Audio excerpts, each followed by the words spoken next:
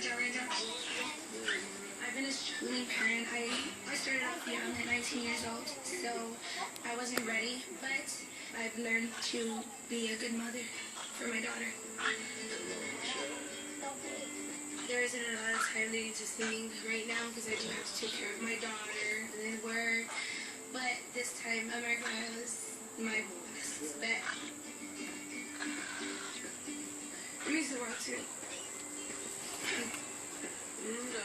This is a door opening for me and my family. I mean, this is my dream. This is everything I've ever wanted.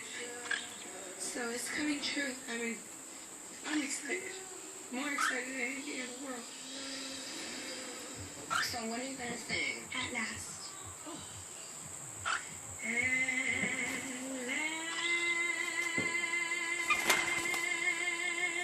last, my love has come along.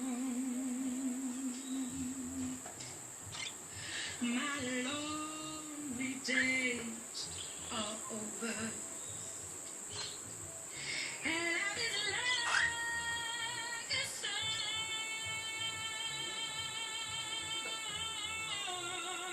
Oh,